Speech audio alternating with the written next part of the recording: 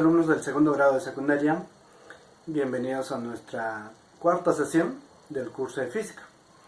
Hoy, lunes ya 27 de abril, miren, ya se acaba el mes, vamos a hablar acerca de las magnitudes físicas.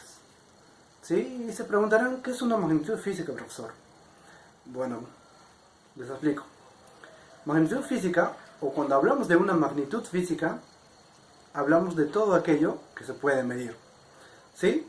A ver, un ejemplo. Bien, por ejemplo, una distancia. Una distancia nosotros podemos medirlo, ¿cierto? ¿Sí? Tenemos una distancia, lo medimos, ¿sí? Y vamos a ver que es una longitud prácticamente. ¿Ok? Y bueno, justamente nos dice esto acá. Es una propiedad medible, ¿sí? De un sistema físico. ¿Ok? Y las magnitudes físicas se clasifican en tres. Según su naturaleza, según su actividad y según su origen. ¿Ok? En tres. Según su naturaleza, según su actividad y según su origen. Y bueno, todo lo que vamos a estudiar es eso. Según su naturaleza, según su actividad y según su origen. Ahora, según su naturaleza, podemos encontrar tres. Las magnitudes escalares, las magnitudes vectoriales y las magnitudes tensoriales. Vamos a ver cada uno de ellos entonces. Bien, cuando hablamos de una magnitud escalar, hablamos de una magnitud escalar cuando están definidos por un número y esto tiene una unidad. A ver, profesor, por ejemplo, a ver, la masa está definido por un número que está por acá, 2, y una unidad en kilogramos. ¿Sí? Ya, así se entiende, ¿cierto? Muy bien. La temperatura, que está definida por un número y su unidad. Su unidad es Kelvin. A ver, otro ejemplo. A ver, podemos decir, por ejemplo, la longitud. Una longitud, por ejemplo, de 2 metros, 2 será el número y metros será su unidad. ¿Sí? Entonces hablamos de una magnitud escalar. ¿Sí? Ahora, ¿cuándo hablamos de una magnitud vectorial?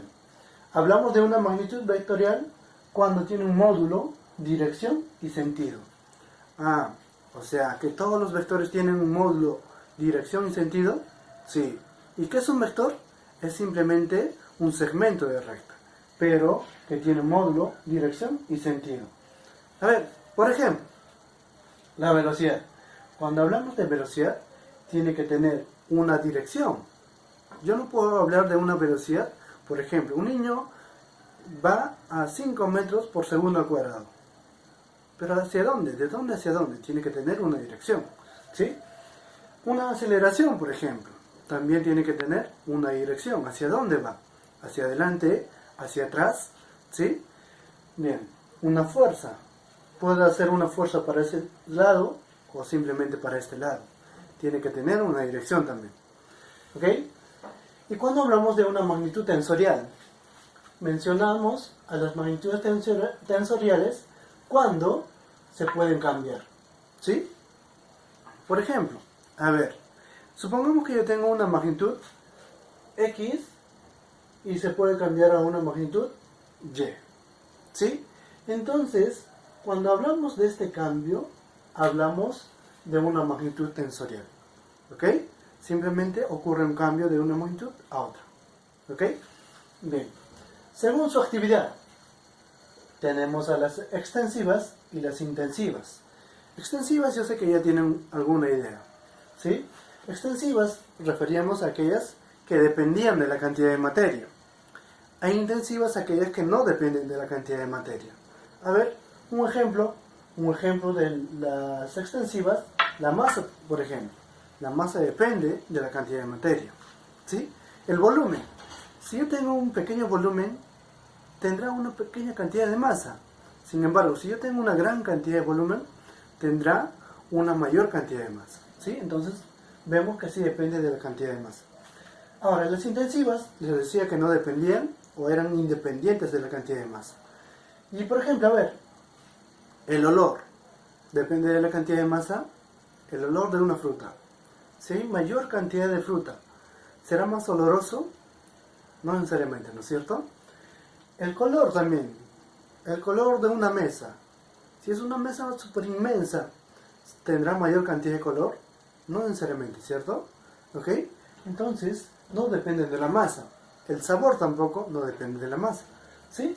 Igualmente la densidad.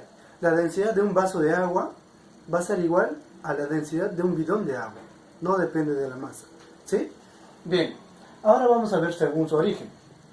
Según su origen tenemos a las magnitudes fundamentales y a las magnitudes derivadas, ¿sí? ¿Qué son las magnitudes fundamentales, profesor? Bueno, las magnitudes fundamentales son la base de otras magnitudes. A ver, como que no lo entiendo. O sea que las magnitudes fundamentales son como que los inicios, ¿sí? Son como cuando queremos construir una casa, tenemos una cimentación como una base, ¿cierto? Igualmente, las fundamentales son la base para obtener otras, ¿sí?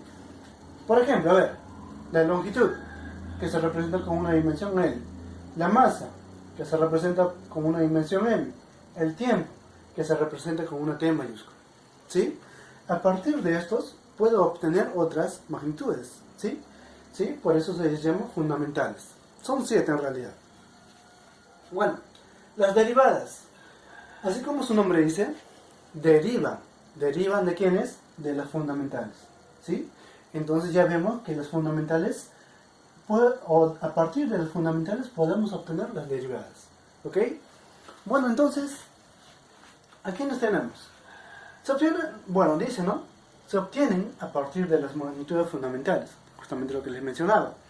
Por ejemplo, tenemos a la velocidad, que la velocidad acá es igual a la distancia sobre el tiempo, ¿cierto? ¿Sí?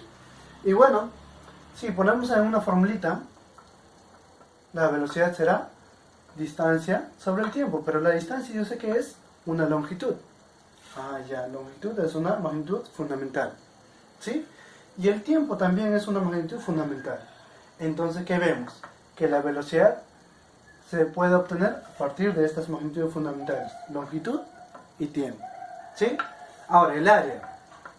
¿Cómo determinamos el área de un cuadrado, por ejemplo?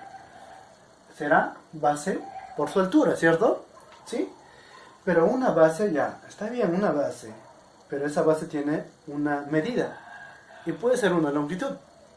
Y la altura también es una medida y es una longitud también, ¿cierto? O sea que puede ser longitud por longitud, ¿sí?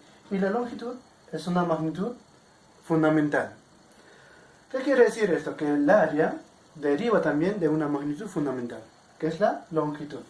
Bueno, como han visto, chicos, el tema más que todo es teórico. Sin embargo, se puede aplicar en algunos casos.